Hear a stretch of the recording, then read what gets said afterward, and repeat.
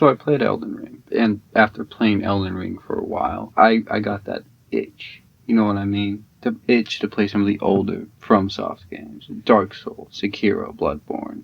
And while those games are amazing, said to be some of the greatest games, not just that From Software has made, but just in general, I kept getting drawn to one that kind of missed the mark.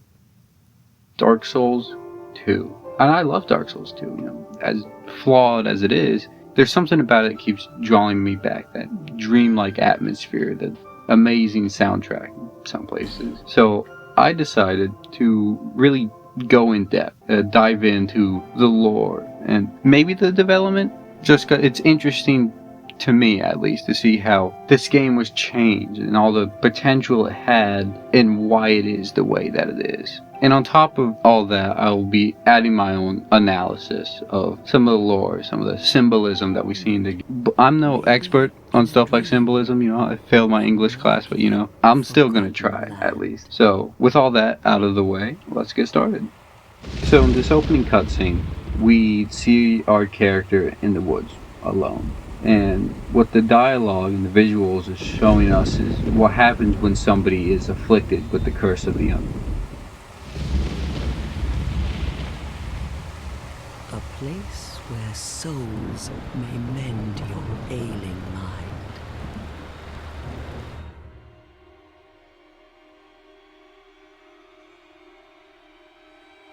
You will lose everything. Once branded, the symbol of the curse, an augur of darkness. Your past, your future, your very light.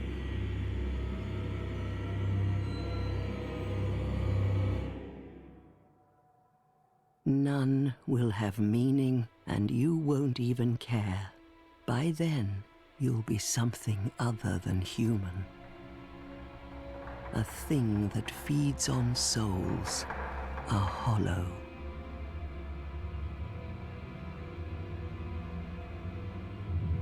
Long ago, in a walled-off land far to the north, a great king built a great kingdom. I believe they called it Drang Lake. Perhaps you're familiar? No, how could you be?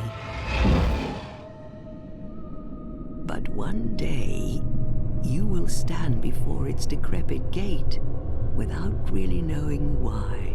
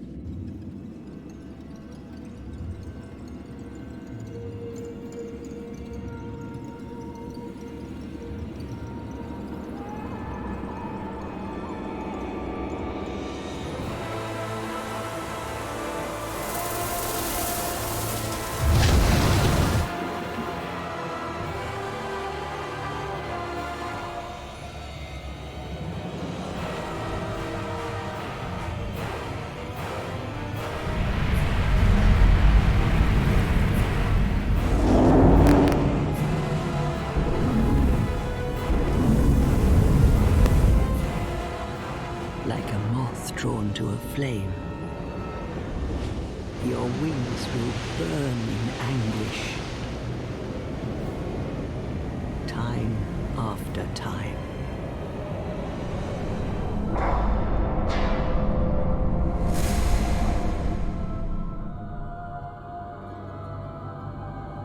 For that is your fate. The fate of the cursed.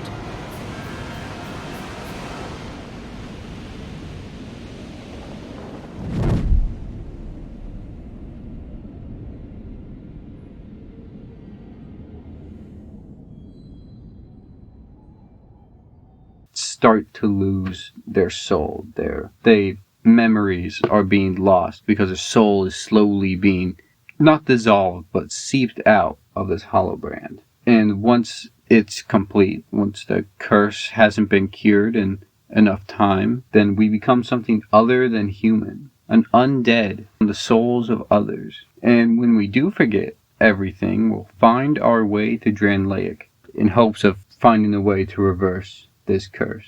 So in this scene, I believe the spirits arriving from the whirlpool is a representation of the horrors of becoming hollow, how monstrous you become after becoming this hollow. And the fireflies being sucked into the whirlpool is representative of the memories of the person, each one an individual memory slowly fading away as they become more and more hollow. And finally, the character falling in is the soul finally falling with the memories. The person who is branded with the undead curse is no longer human. They're no longer who they once were. The last thing that made them really human, the soul, has just been sucked in. So at this point, I believe that that's the last stage of hollowing. You become something other than human, as stated previously in the cutscene.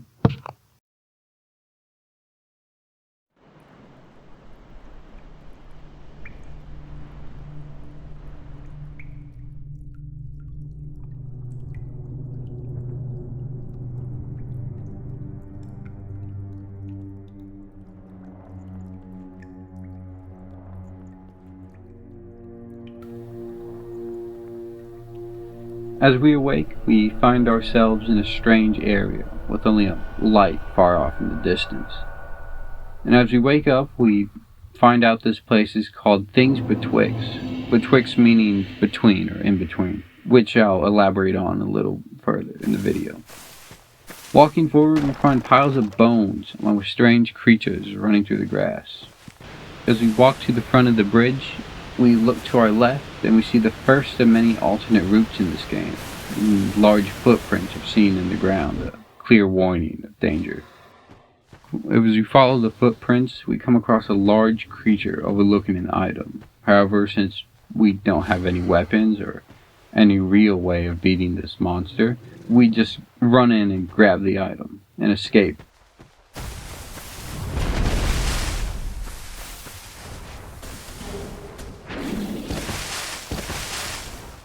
And once we escape, we come across an old house carved into a tree.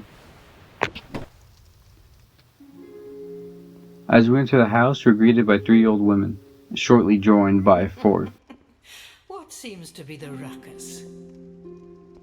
Oh my, your face.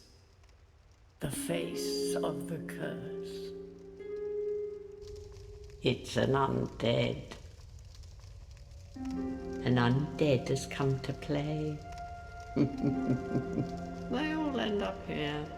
All the ones like you. You spoke to that kind old dear, didn't you?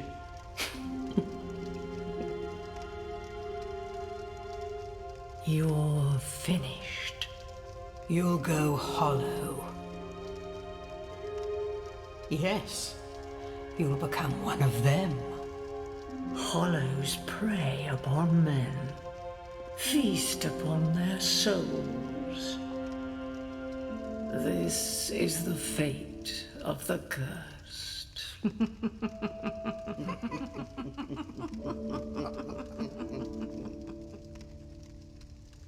What is your name? And they explain that all the ones like you end up there, referring to all the hollows who seek to shed their curse. And they explain to us what's fated to happen to them. And then they ask for our names. At least you know your own name. Here's your reward for sharing. It's a human effigy. Take a closer look. Who do you think it's supposed to be? Think back, deep into your past. Yes, it's an effigy of you. After sharing our names, we're gifted a human effigy, an effigy of us, with the same curse-mark pattern in it. All people come here for the same reason. To break the curse. You're no different, I should think. Doesn't stand a chance. Well, you never know.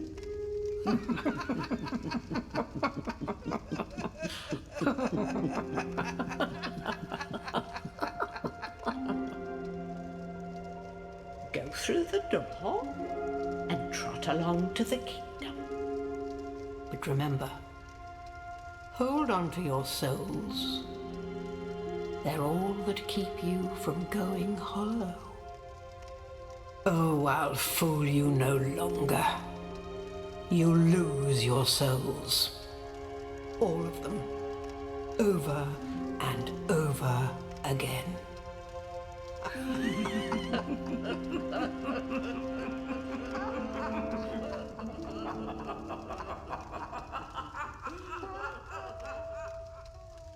The old women explained that all the others who came before you have never came close to getting rid of their curse, which might explain why they're so negative, jaded, pessimistic about the whole, another undead thing. These women have clearly seen those coming in and never being able to succeed, having their will broken or losing their souls over and over, eventually going hollow. And I believe they find some kind of strange irony or humor in all this.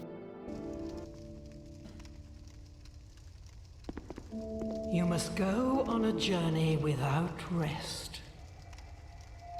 Well, I suppose if you find yourself at an impasse. But if your will is yet unbroken, then you may return here to start again with a clean slate.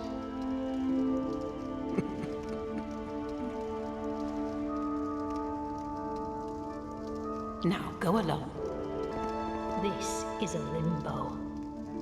A link between Drangleic and the outer world.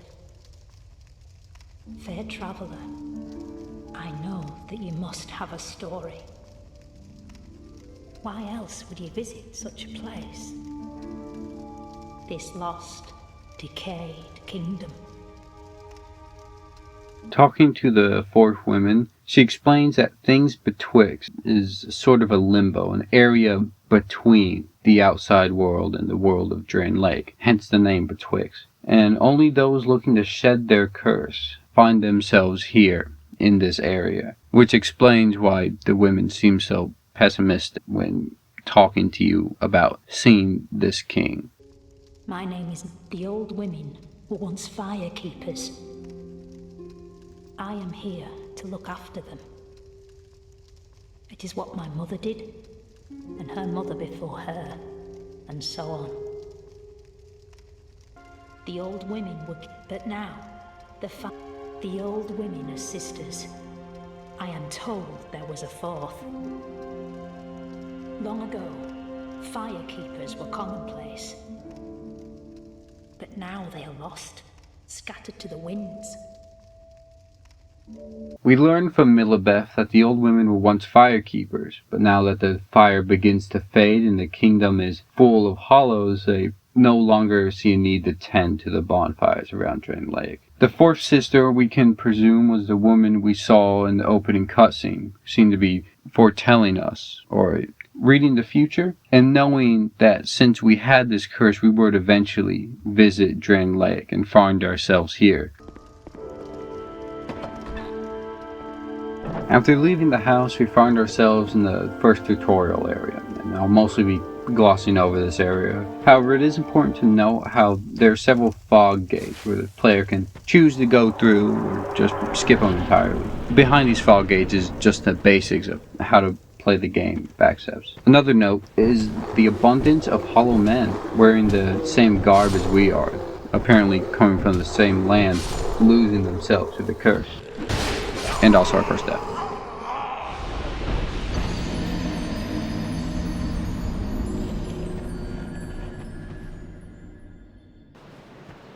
We travel through an arrow path at the end of the area, only to be greeted with Majula. Majula is our main hub for the game. As we travel into Majula, that calm, iconic song starts. And it's this song that I think makes Majula one of the best hub areas in the game. It's calm. You feel safe.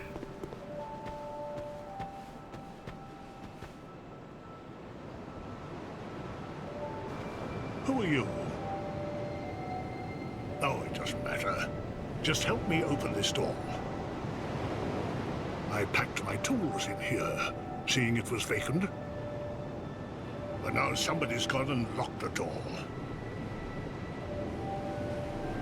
I'm a blacksmith. I'm nothing without my tools. Bring me that key. Chop chop. After talking to the blacksmith locked outside, it's apparent he's desperate to get back to smithing, possibly knowing that he's close to Halloween. After lighting the bonfire, we see a lone figure near the edge of the cliff. Are you the next monarch? Or merely a pawn of fate? Bearer of the curse, I will remain by your side till this frail hope shatters.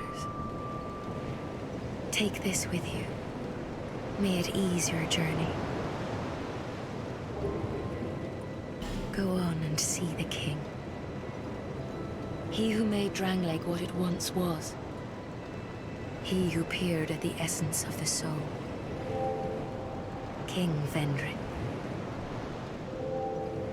Pessimistic as the older firekeepers we talked to earlier. Another important note is that she asks us if we are the next monarch, or a pawn of fate. And with this line, we can start to see what her goal is, to find one who will become a monarch, or king, to relight the fading fire. And she'll stay by our side until the hope of finding the next monarch is gone. She gives us an Estus flask, one of her main sources of healing in this game, clearly thinking it important to give you this. Bearer of the... For misery will lead you to greater, stronger souls. You will never meet the king with a soul so frail and pallid. Seek those, their souls will serve as beacons. Once you have found them, return here to me, so that hope will not fade away.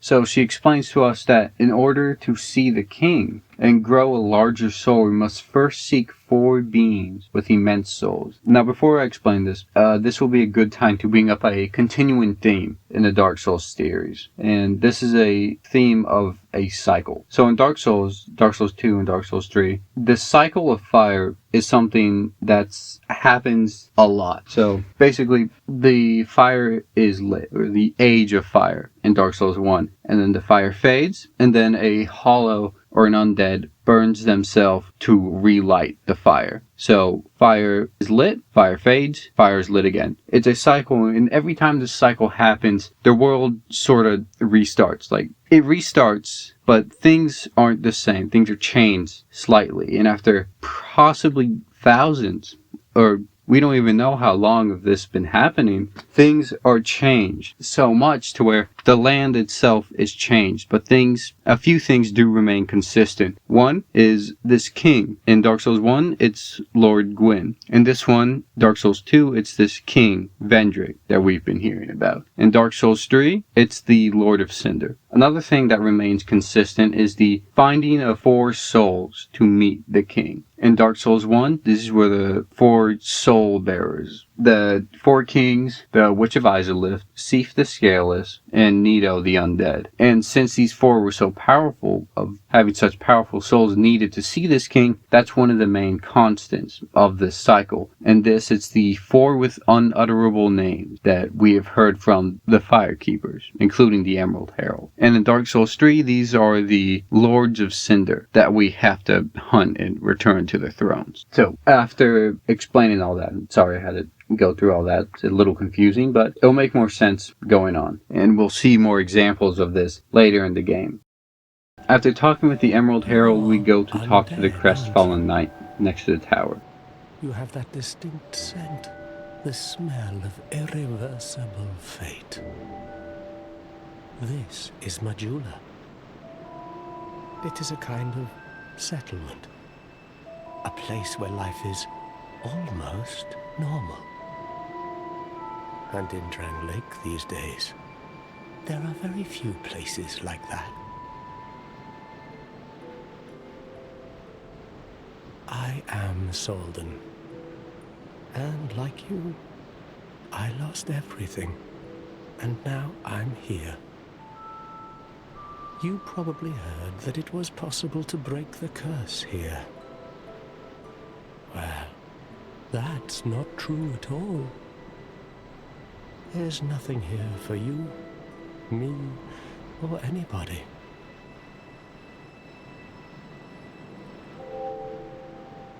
Do you know much about souls? Even I'm not certain, but I'm told that the soul is the essence of life itself. Anything living, sentient or no, supposedly has one. What we call the curse is traceable to the soul. Do you see what that means? To be alive, to walk this earth, that's the real curse, right there. We undead will never die. And that's quite a predicament, really.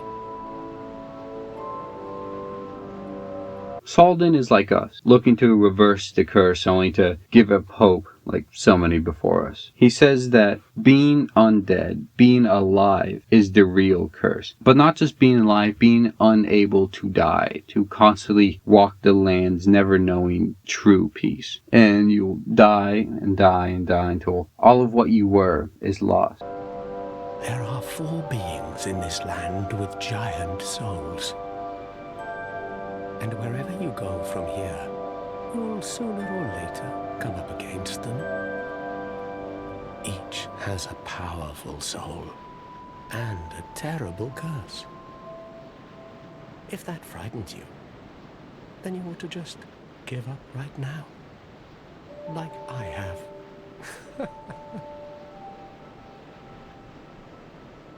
We then get a restate of the 4 beings with giant souls, and no matter which way we go, we'll have to face them eventually. And instead of dying to them over and over, he says it's better to just give up now. Do you ever cry out for help? The journey of an undead is long and treacherous. You'll face invaders from other worlds at every turn. If you need help, why not proclaim faith in the Blue Sentinels? When you face danger, the Blue Sentinels will come to your aid. Protection is yours, if you wish. You need only accept their kind embrace.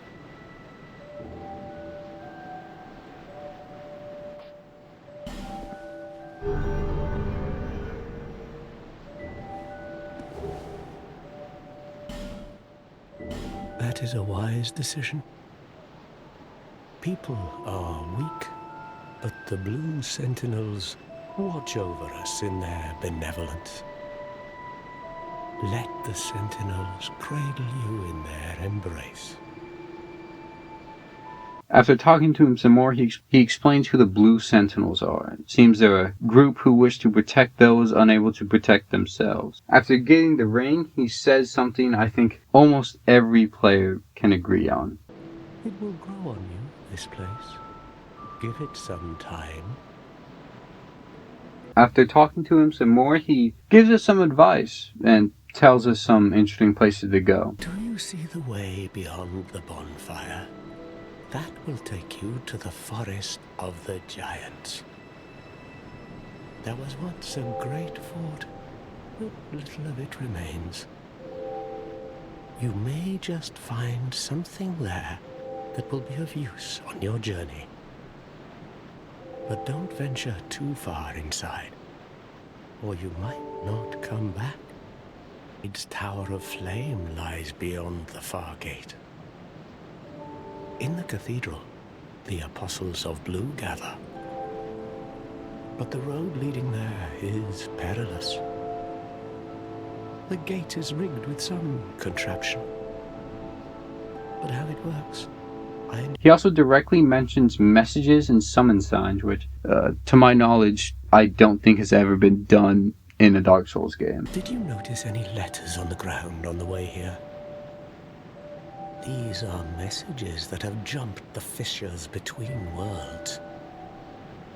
In Drang Lake, the flow of time is convoluted. Things shift and waver, twist and turn. Poignant wishes, dashed dreams, the messages convey our very inner thoughts.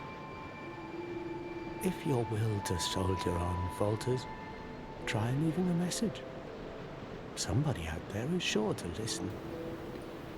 Walking back to look around Majula, we find a house with a cat inside.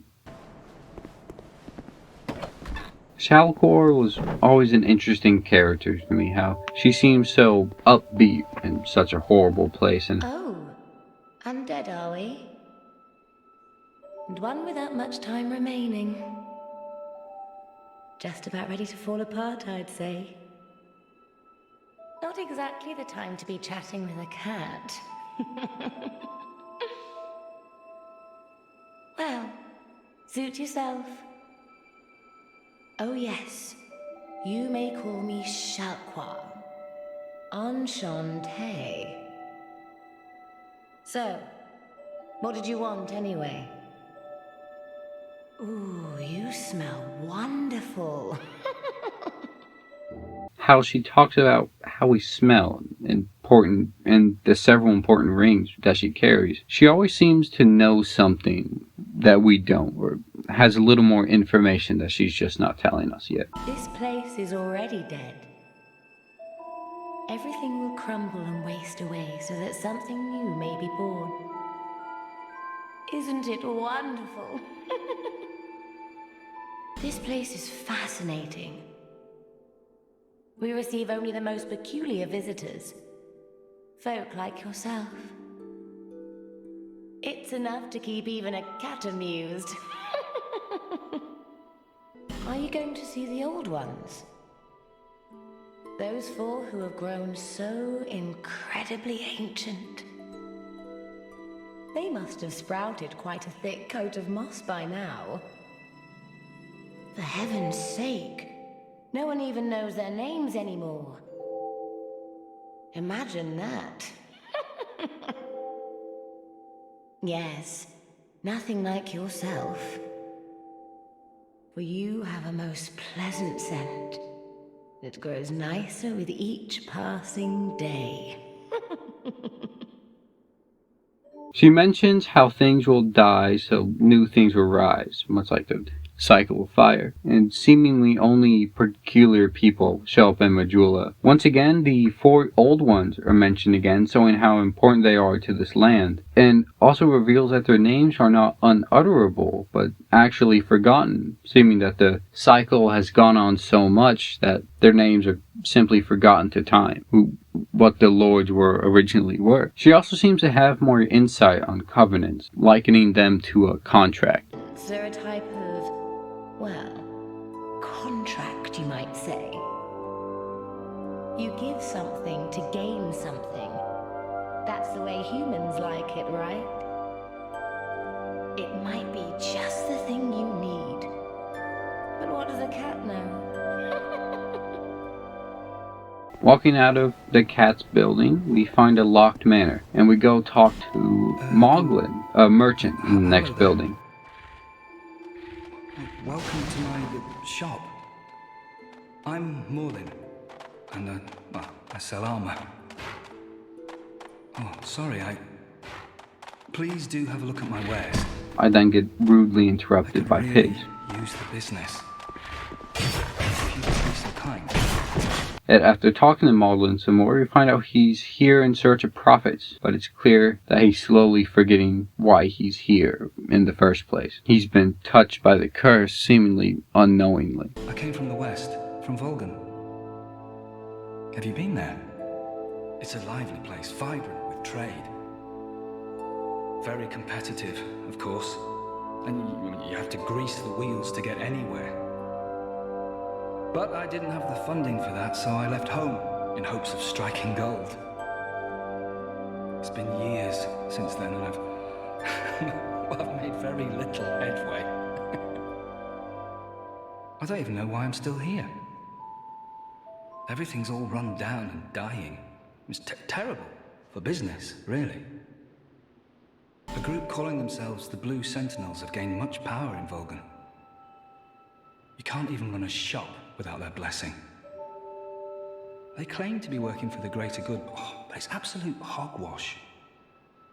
He mentions the Blue Sentinels again, but in a darker light than Salden, more akin to organized crime than the protectors of the weak Salden makes them out to be. Another theme that shows up more often is how different people seem something as completely different, like the Blue Sentinels. Well, I do hope I see you again.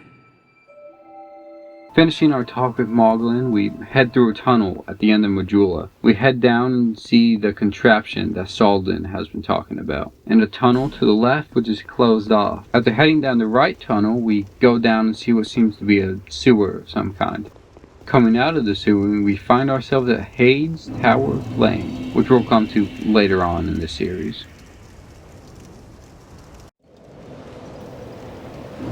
Back in Majula, we head down a path directly in front of us.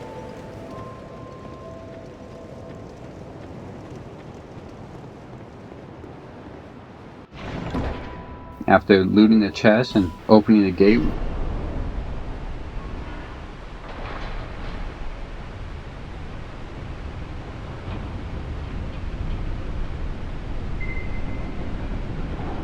come across a small cave with a chest in the middle of a stream.